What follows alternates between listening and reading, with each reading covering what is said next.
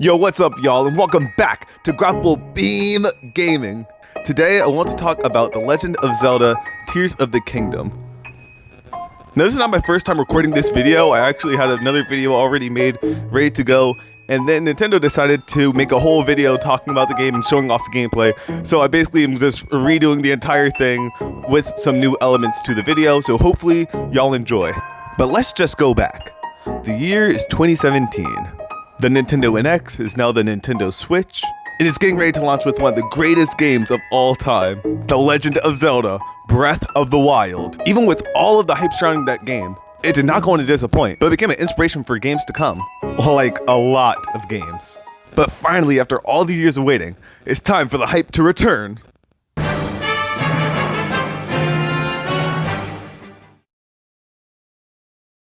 After all these years of waiting, Tears of the Kingdom is finally right around the corner. But some people are still saying that it looks a little too similar to Breath of the Wild. I'm confident that this game will introduce enough new content to justify it being a new game. And with that, here's 5 things to be excited for in The Legend of Zelda: Tears of the Kingdom. Number 1 on the list is going to be exploring the Kingdom of Hyrule this time around. I still remember my first time being on the Great Plateau and doing the shrine missions, and just being amazed with the exploration that's in the game already. And then after you finally get the paraglider and soar off of the Great Plateau, it was mind-blowing. And this time around, in the words of AGI Inuma, we're going to explore the unknown Hyrule. They've altered key parts of the map in Tears of the Kingdom, which is going to add to a whole new exploration. There's going to be Sky Islands, there's going to be dungeon-type underground areas, and of course, the fields of Hyrule. From the scorching deserts to the chilling Arctics, it will all be altered. I can't wait to see what all has been changed about this map. Especially, there are a few little areas in Breath of the Wild that don't have any houses, villages, or enemies in them, so I wonder what's going to populate those empty spots. But especially when you consider all the new abilities that Link has, it's going to make exploring so much more different than Breath of the Wild. But of course, what is the use of having a good world map with no enemies on it? Breath of the Wild was a massive and expansive game, but despite that fact, there wasn't a ton of different enemy variety. Moblins, Bokoblins, and Lizalfos were mainly the primary enemies you'd stumble across.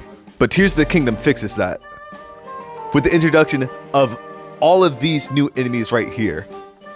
Just by stitching together parts of different trailers, we can see that it's going to mix up the gameplay a lot with what we'll be fighting this time around.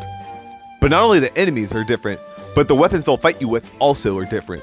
With Link's new ability, it allows him to connect items together to make bigger and stronger weapons. And I guess some of the enemies possess this power as well, which is going to make even enemies of the same type feel unique to fight against. Like in this clip, one of the enemies known as Constructs has fused these two weapons to make a fan-type paddle. The idea is honestly pretty goofy, but I'm glad that it's going to add a new level to the gameplay. It almost feels like something that would be in like Minecraft or something. I've never played Minecraft, but I imagine that's what it would be like. Just less blocky. Something else I can't get enough of right now is the cast. I love the cast of characters this time around. And even though the champions are gone, we kind of have the new generation of champions that we could finally potentially get some more story on this time around. We do see them a bit in Breath of the Wild, but I just really want to check up on them and see how they're doing after the time skip, especially Lil Raiju and Sidon.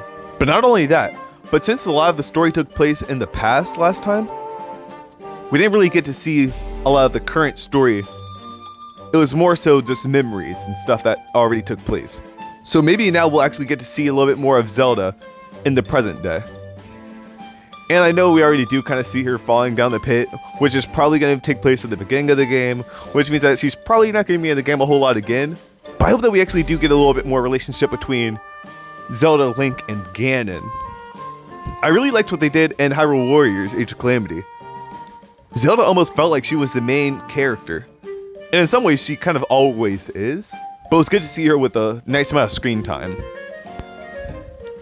And even though, as it stands right now, that game isn't canon to this story, I still feel like we have a better understanding of the characters. And in the previous trailer, we actually heard, seemingly we heard Ganondorf talking for the first time, with voice acting. So I'm really excited to see that, and I really want just a banter or a conversation between Zelda and Ganondorf for the first time with voice acting. He looks menacing in this game, so having those two kind of talking or having a scene together, it would just be so good. This is a really good Zelda.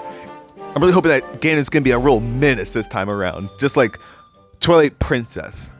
Combat can make or break a game, and a lot of other action games came out since 2017. So I was really wondering, what are they gonna do to make it feel different? Not only different, but also new. And they responded with one of the most gimmicky gimmicks I've ever seen in a video game: the ability to fuse together weapons. That is an idea that I would not have come up with under my wildest dreams, but it looks like it's gonna be actually really fun and cool to use. Because what are the real limitations? If we're going off of how Breath of the Wild introduced basically everything that you had an idea for, you can actually do in the game, just a sheer amount of items that we had in Breath of the Wild would make almost an infinite possibility of weapons and little unique gadgets and gizmos that you can use. But especially if we start looking at things like the Puff Shroom, we know that we're gonna have a lot of new small items that we could use to make new weapons with. So it's gonna be so good just like finding new items and trying new ideas. And especially my mind just runs wild thinking of all the possibilities just in Breath of the Wild alone that they could do with this. Let me know down in the comments what items you think would go well together. Because as far as we know, you could put 2 things. But imagine if they did even more with that. I want to play this game now, Nintendo. I don't want to wait until May. Anyway, the gameplay is going to be really unique this time around because the combat and the fusibility, it's going to change how you explore and how you fight in this game, which is fitting because as we talked about previously, there's going to be a lot of new types of enemies. And I know a lot of people were hoping that weapons wouldn't break this time around, which personally I really love the idea because it kind of makes you use a different weapon versus going through the entire game just using the same thing. But a lot of people were really hoping that that feature wouldn't come back, and as we know, it did.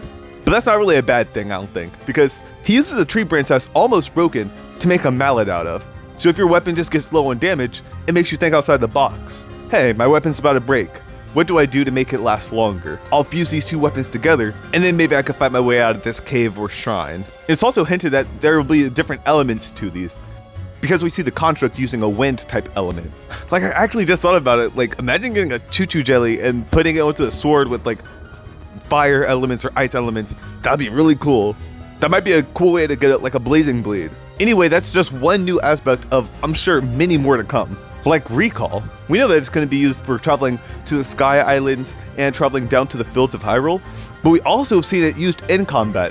When a spike ball rolls down a hill, Link could actually push it back up, rewinding time, which is just such a unique idea and a gameplay niche I had never really seen in another video game. So it's good to see Tears of the Kingdom walking in the same footsteps of Breath of the Wild by doing something unique.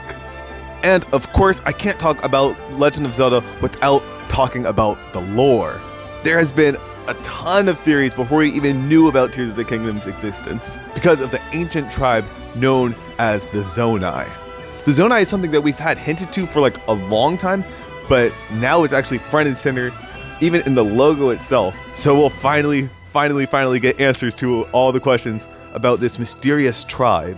They even have distinct structures, similar almost to the Sheikah, but completely different in design. But they might be the ones kind of pulling the strings and setting up the trials for us this time around. And who knows, maybe we'll even see the tribe alive in the game. And that's gonna do it for today's video. If you enjoyed it, make sure to leave a like. That way I can see that you guys actually enjoyed the content. Oh yeah, okay, real quick, before I end the video, the Nintendo Switch OLED model looks great this time around. I'm still playing on the base 1 Switch, and I'm seriously thinking about upgrading. This thing looks beautiful. I almost ended the video without talking about that. I just wanted to put that out there. I am obviously a professional YouTuber already. So for real this time, I hope that you guys enjoyed the video. If you enjoyed the video, make sure to leave a like. That way I'll know that you guys enjoyed it. There have been so many exciting things going on lately with Street Fighter 6 right around the corner and the Mario movie. I know it's a bit cliche to say this, but it's a good time to be a gamer. And until the next video, peace.